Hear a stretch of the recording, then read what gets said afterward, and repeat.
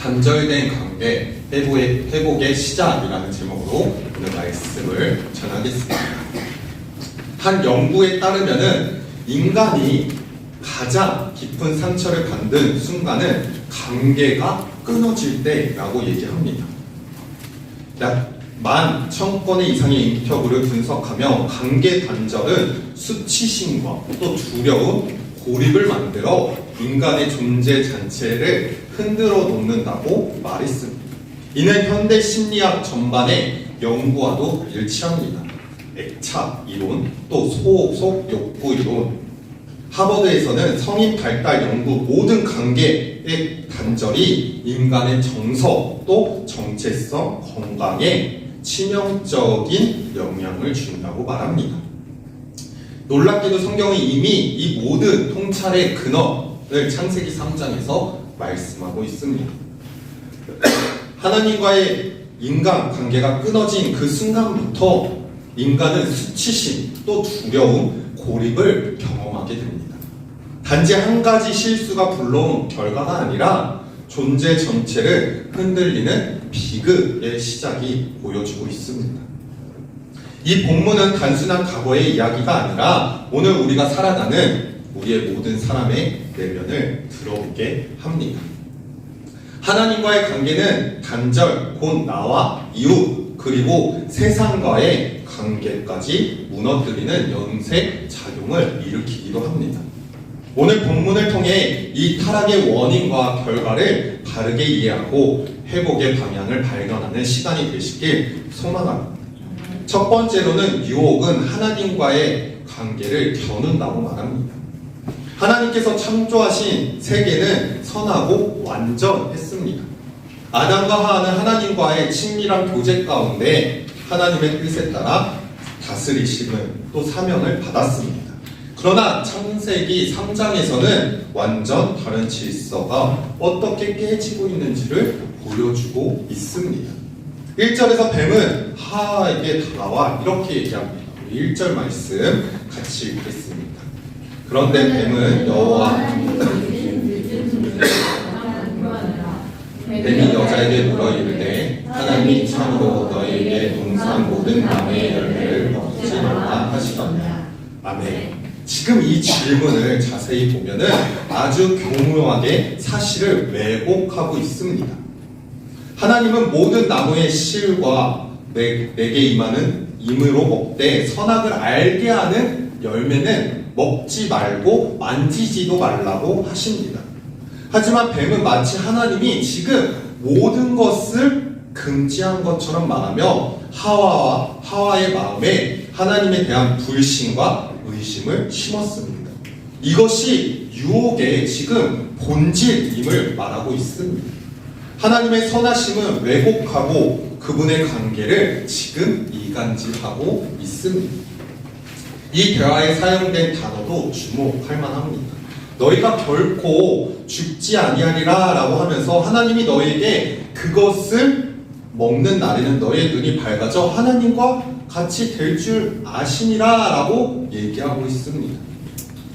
마치 하나님이 자신들의 성장을 막고 있는 것처럼 묘사하며 하와의 욕망을 지금 계속 자극하고 있습니다.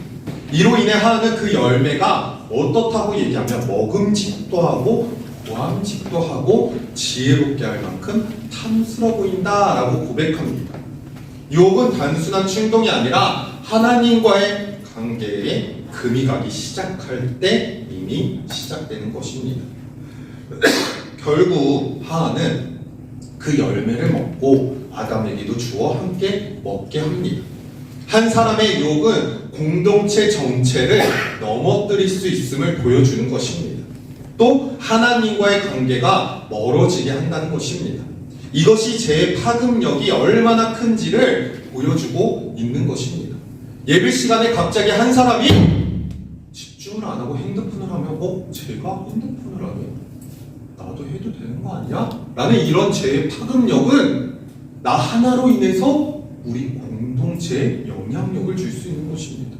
또한 친구와 대화하고 떠들면 말씀을 들어도 되지 않는가? 라는 이런 파급력이 한 사람으로 인해서 우리 공동체 공동체를 무너뜨릴 수 있다고 얘기합니다.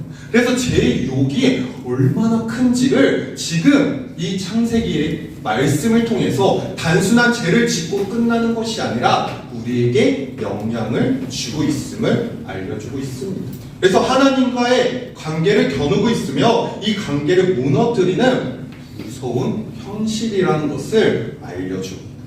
두 번째로는 결국 어떻게 되냐? 죄는 관계를 무너뜨린다고 말합니다.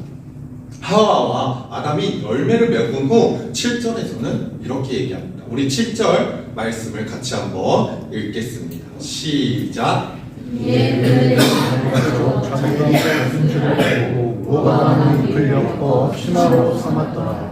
아멘. 여기서 지금 이들이 눈을 밝아져서 자기들이 벗은 줄을 알았다고 합니다. 그리고 나서 무화과 잎을 엮어 치마로 삼았다고 말합니다. 여기서 나오는 지금 벗은 줄을 알고 라는 뜻은 단순히 인식의 변화가 아니라 존재 자체에 대한 수치심을 느끼고 있다는 것입니다.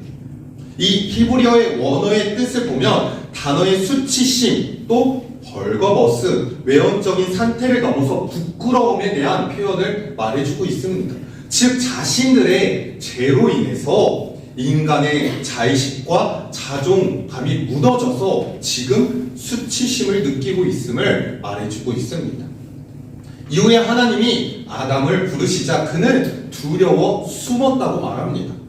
이 두려워하다의 원어의 뜻을 보면 그냥 단순한 공포, 깜짝 놀란 것이 아니라 존재 자체가 흔들림으로써 너무나도 두렵다는 뜻이 담겨져 있습니다.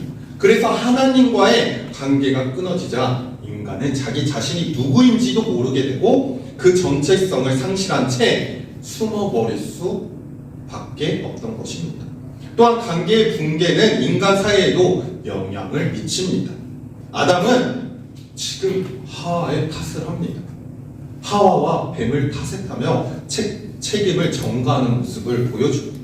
하나님과의 단절은 곧 인간의 신뢰에 붕괴하는 모습으로 이루어지고 있습니다. 또 가정과 공동체의 틀이 무너질 수밖에 없습니다. 분명히 죄를 지은 사람이 그 죄에 자신을 돌아보는 것이 아니라 남을 탓하고 남을 비난한다는 것입니다. 결국 이 창조 세계의 질서는 죄로 인해서 깨질 수밖에 없음을 보여주고 있습니다.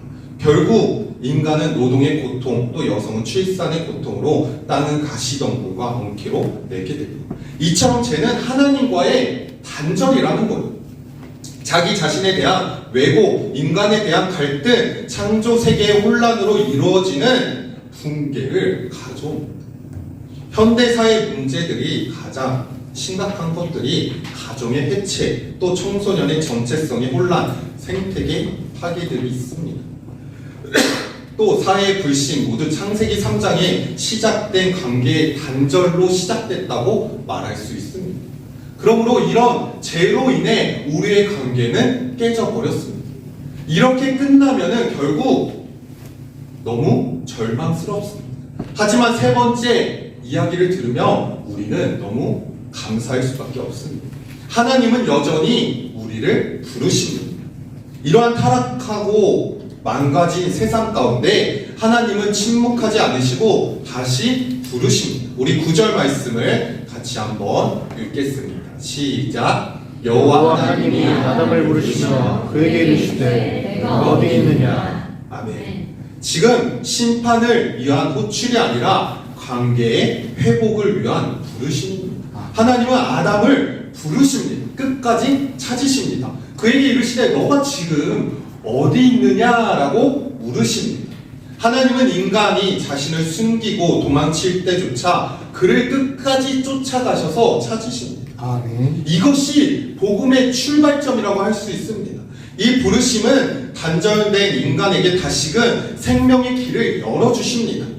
하나님은 은혜를 드러내시고 끝까지 그 영혼을 붙들고 찾으십니다.